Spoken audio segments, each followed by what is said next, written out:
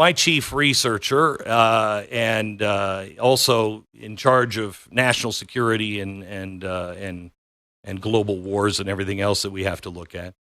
He has extensive background in military intelligence, and that's why military intelligence is a joke because Jason was involved in it. But he was also, you were never the lead of my detail, right? Of my protective detail? I was never the lead, but I was the manager on your detail, and yeah. I'd led many other details in the past. Yeah.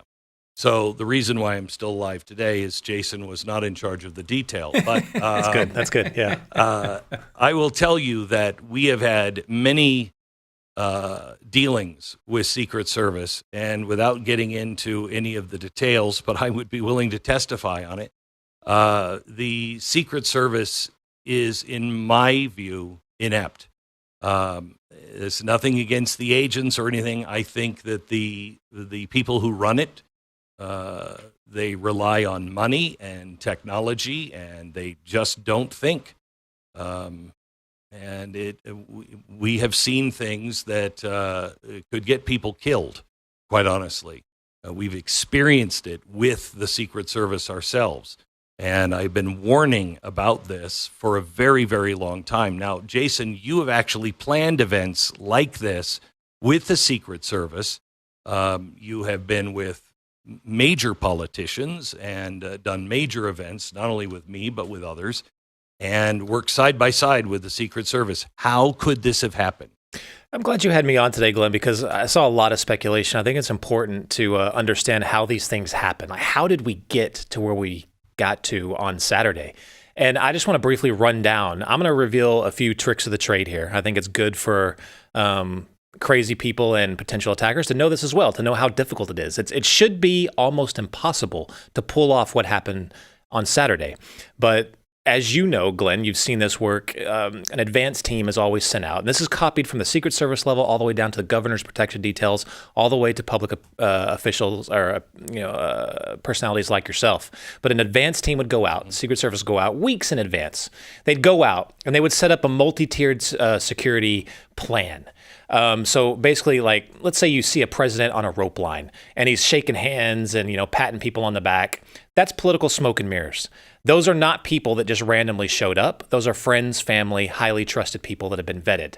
That takes a little bit of the sexiness out, but that's the same way as when Donald Trump is on a stage. The people right in front of him are supposed to be there. They've been given access. They have a wristband or a lanyard. They're wanded. They're checked. They're fully vetted, trusted people right in front of them. Then there's another tier beyond that. They're usually high-level donors. They're also very, very trusted, vetted. They've been searched. Then once you get beyond that, there's not 1,000 Secret Service agents out there. So they have to delegate to law enforcement officers, local law enforcement officers, SWAT, just regular beat cops. They designated those areas. Now, as all this planning's happening, they also identify further out threats, and they identify sectors of fire, positions of fire, potential sniper positions, going all the way out to like 1,000 yards. A 130-yard sniper position, absolutely, which is where this attacker was, would have been identified. And there would have been several designated, they would say, this is Alpha position, this is Bravo position, whatever. They would go through them so that they can quickly address the situation. Now, they would also, in this advanced plan, they would have local law enforcement guarding those areas to make sure no one would gain access to those areas. And they would be in contact with the Secret Service. Now, there's multiple different questions here that need to be asked, as you said, in full transparency. Knowing this entire complex plan, A, did the Secret Service designate those sniper positions as they always do and as they're supposed to? Now, let's assume they did. The second question, did law enforcement adequately man those positions? It does not appear so on the videos that we've seen. I mean, we've got tailgaters, basically, screaming at law enforcement. The only thing missing was like a couple of beer cans hanging off their helmets, and they're chugging down beers. It's basically what it was. They were like, hey, look over there. There's a guy climbing up there. Right. He's got a rifle. How did no one respond? That breaks the entire plan. There should have been a law enforcement officer or officers watching it. So there's also the fact that when you have a position like that, first of all, that position, if it was left open, they keep saying, well, it wasn't part of the secure perimeter. It was 130 yards away. You know, when you are on rooftops and sniper positions, you don't have to be on just the building right across the street. You can be watching all of the rooftops all the way around that have any kind of angle at that street. So not only should they have had somebody there, or at least had a team around, and it looks like they had local police, and I don't know if local police failed, but they also, when you have a position like that, and for instance, there's woods in this same venue area, you always put up something that blocks the view. So you would go up on that roof and you would say, okay, there is the podium. So let's put up a big screen or a big sign or something that blocks that view from that position. They didn't do that either. Yeah, to say as an excuse that it was outside the secured perimeter is absolutely ridiculous. I cannot believe someone would say that. I've been at events where Secret Service was there, where there was a river hundreds of yards away, but they still had local law enforcement driving Zodiacs up and down the river because they were worried about potential snipers coming from a boat. That was not inside the perimeter, but that was a potential firing position that they had identified. Now, that's the key right here. They would have identified all these positions, especially 130 yards with a clear line of sight to the president. That would have been identified. There would have been a team of law enforcement officers, or should have been, protecting that area. Now, did they leave that? This is the second question. First question was, did Secret Service identifying them? I'm assuming they did. Second question, did law enforcement adequately man those positions? Third, and this is probably the scariest part of the question, was there a law enforcement officer there? Was there help given to the shooter? Now, this is not a conspiracy theory. It's a question. It needs to be asked because we heard people saying there's the shooter. No one did anything about it.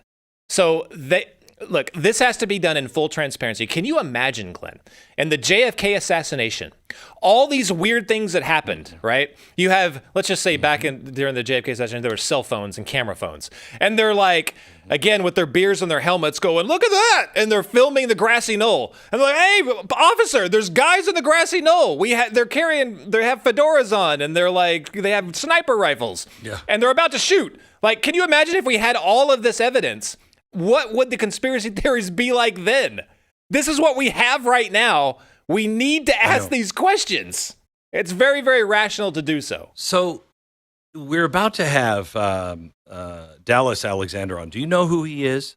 Oh, yeah. Jason? Very, very famous sniper. Okay. Yep. So he's a sniper, and he says there's no way this happened without help. I don't want to go there. I don't want to believe that. Because that takes us into an entirely different world. Yeah. Do you believe that is a realistic possibility? Okay, I think it is a possibility. There are also the other random possibilities that it was just lackadaisical security by the local law enforcement. In my opinion, I'm not jabbing law enforcement, but I don't think they make great security guards because they're primarily reactionary. The Secret Service aspect of security like that is not reactionary. It is preventing the attack before it happens. But law enforcement as a security guard is not great. It's why the shooter, which I don't believe was a Secret Service sniper, may have only shot after shots were fired. You know what I mean? Where Secret Service, you're in Secret Service, you have permission, you see a guy with a gun pointed at the president, shoot him before he shoots. Right. Where law enforcement would need the permission to shoot unless he shot first, would they not? That's exactly right. The Secret Service is a different mindset than other law enforcement. Basically, when they don't manage a situation with a firearm. If you see a Secret Service with a firearm, it typically means someone's getting shot. Law enforcement is completely different. But I will not rule out the fact that it could just be very lax security. Maybe they were big Trump fans. Maybe they're not fans at all. Maybe it was the exact opposite, and they weren't as vigilant as they could have been, and someone was able to sneak over there. That is possible. But the most random things in assassinations happen. Who would have known that Sirhan, a Palestinian activist, would have been posing as or blending in with hotel staff and would have been in the right place at the right time and caught RFK going through that private areas. You've been through those areas yourself, going through public events. It's chaotic. Who would have known? Things like that happen. Who would have thought that a crazed Hinckley would have, looking to gain the support of Jodie Foster, had no political ideology at all, just was a crazy guy looking to impress a movie star, would have been able to get to Ronald Reagan. These things do happen. I want to ask you about the things that are being said now about the shooter that we really don't know who he is.